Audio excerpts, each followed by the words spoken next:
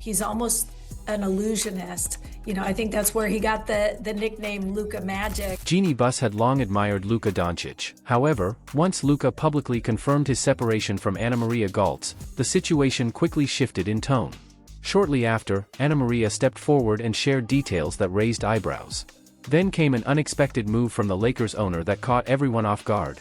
Let's unpack both developments, the announcement and the legal filing. On March 9, 2026, Anamaria Goltes, Luka Dončić's partner of a decade, filed a petition in Los Angeles County Superior Court. The filing sought child support along with coverage for legal expenses. It addressed their two daughters, Gabriella, born in late 2023, and Olivia, born in December 2025.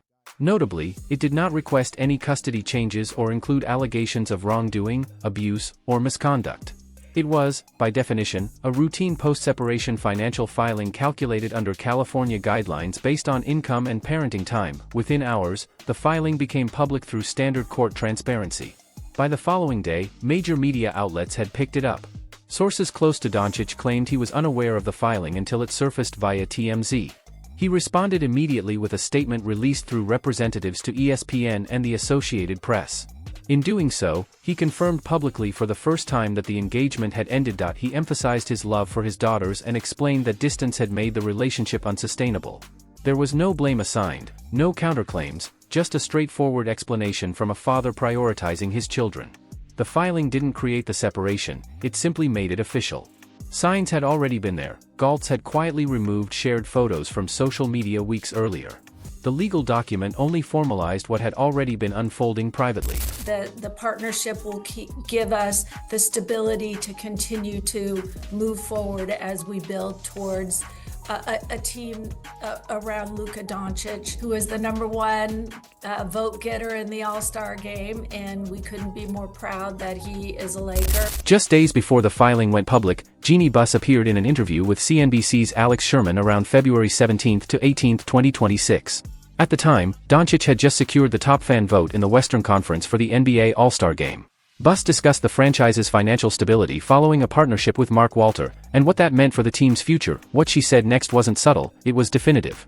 She made it clear that the Los Angeles Lakers were being built entirely around one player, Luka Dončić. She didn't frame it as a possibility or long-term vision. It was a firm declaration on a national platform. Luka's one of those players you need to see in person. The stuff that he does in terms of the passing and how he sees the game, he's almost an illusionist. I think that's where he got the nickname Luka Magic, and certainly we know that comes from Magic Johnson. So, I think Laker fans have a lot to look forward to. Buss went even further, describing Doncic's on-court brilliance, his passing ability, elite court vision, and anticipation that allows him to read defenses before they develop. Referring to him as an illusionist, she wasn't being casual. She was placing him in a lineage tied to the greatest playmakers in Lakers history. The nickname Luka Magic had already existed among fans, but now it carried official weight. When the Sporting News ran the headline declaring the Lakers as Doncic's team, there was no ambiguity.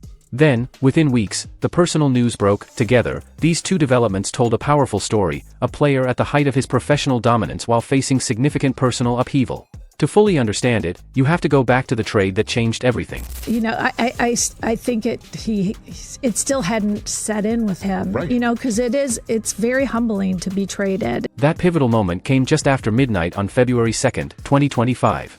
Luka Dončić was at home in Dallas, settled after leading the Mavericks to the NBA Finals the previous season. He had repeatedly expressed his desire to remain with the franchise long-term. Then came the call, from Mavericks GM Nico Harrison. By the time it ended, everything had changed. Doncic had been traded to the Lakers. The deal was already complete, and ESPN's Shams Charania broke the news at 12:16 a.m. Eastern Time. Luka learned about it in real time, just like everyone else. And, he just bought a house and was settling in, and, so I think it surprised him. The trade itself was complex, a three-team deal involving the Utah Jazz. The Lakers sent Anthony Davis, Max Christie, and a 2029 first-round pick to Dallas. In return, they received Doncic along with Maxi Kleber and Markieff Morris. Utah facilitated the deal, absorbing contracts and receiving draft compensation. Anthony Davis waiving his trade kicker played a crucial role in making the financial structure work.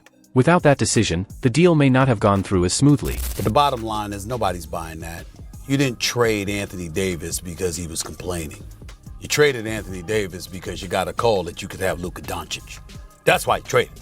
If that hadn't presented itself, she wouldn't have given a damn about his complaint. The secrecy surrounding the trade was intentional. Even Utah's leadership reportedly learned of Doncic's involvement shortly before the news broke. Luka himself was never informed beforehand. League insiders later confirmed that Dallas kept him in the dark deliberately to avoid any last-minute complications. It was a calculated move to ensure the deal closed without disruption. Look what we had to give up, though. Do you know how hard that was? We were not looking to trade Anthony Davis. Yeah. Dallas contacted us. It was a deal that both sides wanted to make. Doncic arrived in Los Angeles the next day and held his introductory press conference on February 3rd. His demeanor was noticeably subdued. Head coach J.J. Redick later noted that early on, Doncic was more reserved, listening rather than leading. This was a stark contrast to his role in Dallas, where he had been the emotional and vocal centerpiece for years. Intake. We've embraced his family, his management, everything we can do to make his transition smoother is what we're doing. Back in Dallas, the reaction was intense. Fans protested outside the arena, and Mavericks GM Nico Harrison even received threats. The backlash highlighted just how shocking the trade was. Meanwhile, in Los Angeles, the Lakers began constructing a new system around Doncic, one that required him to adapt in ways he never had before. And, the first thing I said to him was, you're going to write your own chapter in the Laker history book. We're so excited to have you. The adjustment wasn't immediate. Jeanie Buss later admitted that Doncic struggled emotionally after the trade. Unlike past stars who actively sought to join the Lakers, Luka arrived unexpectedly and had to process the sudden shift. Over time, however, he began to embrace his new environment. And, and then he said, he really wished that Kobe was there. The Lakers worked strategically to ease his transition.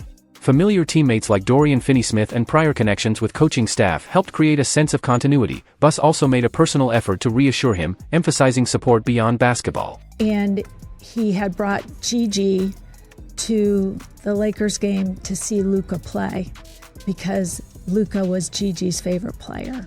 And, it's just the idea that Luka is now a Laker. I know how happy that would make Kobe and Gigi. During one early interaction, Doncic expressed a wish that Kobe Bryant had been there, a moment that underscored the emotional weight of the transition. Buss later revealed that Kobe had admired Doncic's game, adding another layer to the connection between past and present Lakers eras. I heard you don't change diapers. Oh, wait, what? You put that... Of course I change. You said on TNT you don't change diapers. No, I do. You do. Not as much as other people. On the court, Doncic delivered immediately, scoring 30-plus points in his first 3 games with the team, but the emotional closure came later, during his return to Dallas in April 2025. The standing ovation he received marked the true end of his Mavericks chapter. Has being a dad changed your perspective on your job? The approach is the same, but just like playing is way easier. I said after the game, sometimes you have bad nights.